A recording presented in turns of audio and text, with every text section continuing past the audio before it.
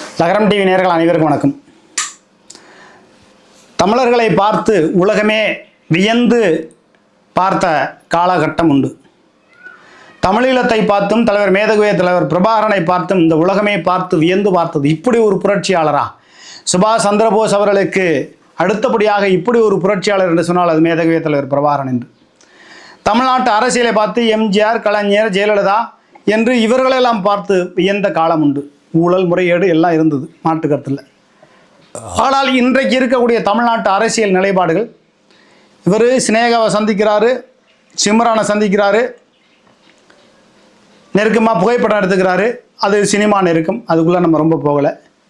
ஆனால் 2 வயசு 5 வயசு பெண் குழந்தையும் 7, 9 இந்த மாதிரி சிறு வயசு பிள்ளைங்களை, எத்தனை வயசு பெண்ணாக இருந்தாலும் அதை கற்பழிக்கிறதுங்கிறது, அவங்களுடைய சம்மதம் இல்லாமல் தொடர்றதுங்கிறது அது ஆபத்தானது. அதுதான் கற்பழிப்புங்கிறாங்க. ஆனால் அப்படி படுபாதக செயலை செய்யக்கூடியவர்களை ஒரு 2 பேர்த்தையாவது காலை சுத்தமாக முறிச்சு விட்டு கையை ஒடிச்சு விட்டுருந்தா, அல்லது திரைப்படத்தில் இவர் தலைகள் தான் தொங்க விட்டு பாலத்தில் தொங்க விடுவார்ல, அதுபோலெல்லாம் செய்வார் என்று நம்பித்தான் இவரை தேர்வு செய்தார்கள். திராவிட முன்னேற்ற கழகத்தினுடைய ஆட்சி வீழ்ந்ததற்கான காரணம் திருச்சியில் இருக்கக்கூடிய KN நேரு, அவருடைய உதவியாளராக இருந்த மணிகண்டன், அவருக்கு பணம் வசூல் செய்த முதன்மை பொறியாளர் சிவபாதம் திருச்சியில் மாநகராட்சியில். இப்படி தமிழ்நாடு முழுவதுமாக இருக்காங்க. சேலத்தில் பழனிசாமின்னா அந்த பழனிசாமி இல்லை, இது வேறு பழனிசாமி, மாநகராட்சியில் வேலை பார்க்குறது. அப்புறம் காளியப்பன், ஓலியப்பன், மேலப்பன், அந்தப்பன், இந்தப்பன், பெரிய இதெல்லாம் இருக்குது. குப்பேன், ராமஞ்சுப்பேன், எத்தனையோ பேர். ஆனால் திராவிட முன்னேற்ற கழகத்தினுடைய ஆட்சி இன்னும் ஒரு 30 சீட்டு பிடிச்சிருக்கும். அதை தடுத்தது இந்த KN நேரு. இந்த KN நேருவால் தான் திமுக தோற்றுறது. இப்போ ஆட்சி மாற்றம் ஏற்பட்டு போச்சு. கிட்டத்தட்ட 700க்கும் மேற்பட்ட குற்ற சம்பவங்கள் நடந்திருக்கு. 240 வழக்குகள் பாலியல் ரீதியான சம்பவம் நடந்திருக்கு. கும்மிடிப்பூண்டியில் இன்னும் இருக்கக்கூடிய பகுதிகளில் சின்ன சின்ன பிள்ளைங்களை வந்து கற்பழிக்கிறாங்க. விஜய் ஒரு வார்த்தை கூட, ஒரு தமிழ்நாட்டினுடைய முதலமைச்சர் என்ற எண்ணம் இவருக்கு இருந்திருந்தால் ஒரு வார்த்தை ஊடகத்தின் முன்பாக வந்து, அல்லது உள்துறையை கூப்பிட்டு வச்சு இதுவரையிலும் மீட்டிங் போட்டாரா? சட்டம் ஒழுங்கு சீர்கெட்டு போச்சு, உள்துறையை கூப்பிட்டு வச்சு ஒரு மீட்டிங் போடுறாரா? காவல் இலாக்கா உங்கள்கிட்ட தானே இருக்குது, கூப்பிட்டு மீட்டிங் போட்டிருக்கலாம்ல. எந்த விதமான நடவடிக்கையும் எடுக்காமல் சட்டமன்ற உறுப்பினர்களுக்கும் ஒன்றும் தெரியலை, அமைச்சர்களுக்கும் ஒன்றும் தெரியலை. இவர் சொல்கிறார் செங்கோட்டையன் யோகே சிகாமணி அருமையான ஆட்சி நடக்குதுன்னு. கேவலமாக இல்லையான்னு மக்கள் தூப்புறாங்க. சின்ன சின்ன பிள்ளைங்களெல்லாம் கற்பழிக்கிறாங்கய்யா. அப்போ இது என்ன ஆட்சி? இது திமுகவை விட பன்மடங்கு கொடுங்கோல் ஆட்சியாக இருக்குது. திமுக ஆட்சியிலையும் இது போல நடந்துச்சு. யார் அந்த சார் அப்படின்னு போட்டிங்க.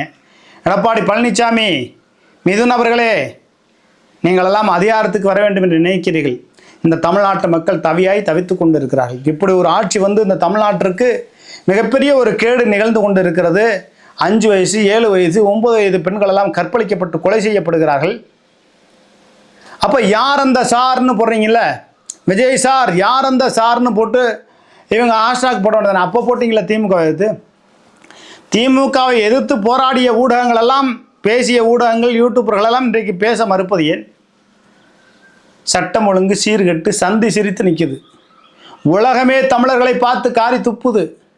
ராகவராஜன் என்னன்னா நாய் அது இதுன்னு பேசுகிறாரு. அப்போ இந்த நடிகர்களெல்லாம், ஒருத்தர் ஸ்ரீநாத்தார், ஒருத்தர் மீன்வளத்துறை அமைச்சர், பேருந்தரில் ஒரு மண்ணும் தெரியல, மீன்வளத்துறை அமைச்சர், கச்சத்தீவை பற்றி பேசுனா அதிகாரி பேசுகிறார், நோ கமெண்ட்ஸ். கீர்த்தனா தொழில்துறை அமைச்சரா, ஒரு சிறு பெண் பாலியல் ரீதியாக கொலை செய்யப்பட்டிருக்காருன்னு சிரிச்சுக்கிட்டே போய், எவ்வளோ நக்கல் திமிர் இருந்தால் மக்களுடைய வரி பணத்தில் சம்பளம் வாங்குகிற எண்ணம் உங்களுக்கு இருந்திருக்குமே ஆனால், மக்களால் தானே நாம அப்படிங்கிற ஒரு எண்ணம் இருந்திருக்குமே ஆனால், இப்படி நக்கல் சிரிப்பு சிரிப்பீங்களா அப்படிங்கிற கேள்வி இருக்குது. இப்போ திமுகவும் சீமான் மட்டும்தான் இப்போ தாவேக ஆட்சியில் நடக்கக்கூடிய ஊழல், முறைகேடுகளை, பாலியல் குற்றங்களை, தவறுகளை சுட்டி காட்டுகிறார்கள். எடப்பாடி பழனிசாமிக்கு அந்த நோக்கமே துள்ளி கூட கிடையாது. உன் கட்சி அழிஞ்சு போச்சு. இது வந்து எடப்பாடி முன்னேற்ற கழகம், பழனிசாமி முன்னேற்ற கழகம். கட்சி அழிச்சு ஒழிச்சு விட்டீங்க. இன்னைக்கு தாவேகா வளர்ந்து நிற்கிது, விஜய் கட்சி வளர்ந்து நிற்கிதுன்னா அதுக்கு முழு காரணம் பழனிசாமி. உள் மனசுக்குள்ளே பழனிசாமிக்கு தான் விஜய் நன்றி சொல்வார். இந்த ஆள் செஞ்ச தவறு, இந்த ஆள் செஞ்ச துரோகம் தான் நமக்கு சாதகமாக வந்திருக்கு. அவன் எடுக்கிற முடிவு நமக்கு சாதகமாக வருதுன்னு வடிவேலு சொல்லுவார்ல, அதுபோல் இந்த பழனிசாமி பச்சை துரோகி, ஒரு தமிழின துரோகி, நிறைய பட்டம் கொடுக்குறாங்க தென் மாவட்டம் முழுவதுமா. இதில் வேற இளைய புரட்சி தமிழரா, அடுத்த புரட்சி தமிழரா யார்? ஐயா மிதுன். அப்படி என்னையா இந்த நாட்டில் நீங்கள் பண்ணிட்டீங்க? கொடநாடு கொலை கொள்ளை சம்மந்தப்பட்ட விஷயங்களில் ஐயா ஸ்டாலின் அவர்கள் நடவடிக்கை எடுத்து தூக்கி ஜெயிலில் வச்சுருந்தா அம்மையார் சசிகலா அனைத்து இந்திய அண்ணா திராவிட முன்னேற்ற கழகத்தினுடைய பொதுச்செயலராக வந்திருப்பார். அனைத்து இந்திய அண்ணா திராவிட முன்னேற்ற கழகத்தினுடைய பொதுச்செயலராக அம்மையார் சசிகலா வந்திருக்கும் பட்சத்தில் விஜய் கட்சியே தொடங்கியிருக்க மாட்டார். அந்த அளவுக்கு வலிமையாக கொண்டு போயிருந்திருக்க முடியும் அம்மையார் சசிகலாவால். தென் மாவட்டம் முழுவதுமாக இருக்கக்கூடிய முக்குளத்தூர் ஓட்டு தாவேகாவுக்கு போச்சு. தமிழ்நாடு முழுவதுமாக இருக்கக்கூடிய முத்திரையர் ஓட்டு திமுகவுக்கு இல்லைன்னு போச்சு.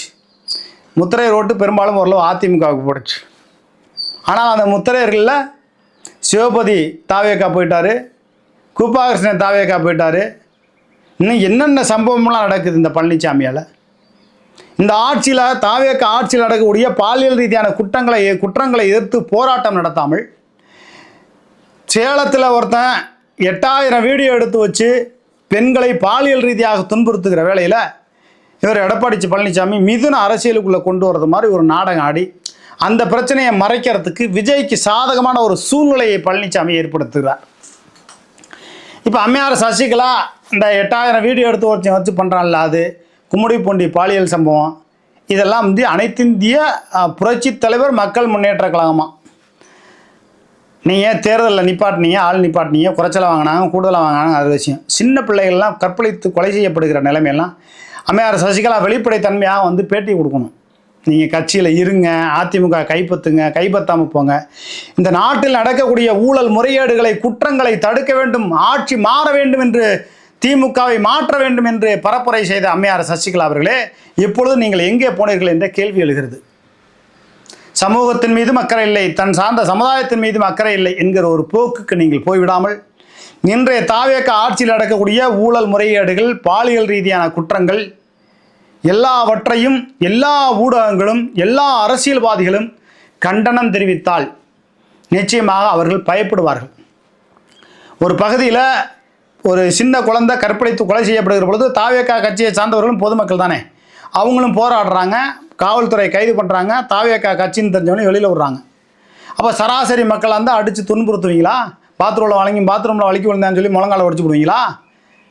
சாத்தான் படுகொலை மாதிரி நடக்குதா? சாத்தான் குளம் படுகொலை மாதிரி. அப்போ தாவேகா கட்சின்னு விட்டுறீங்க.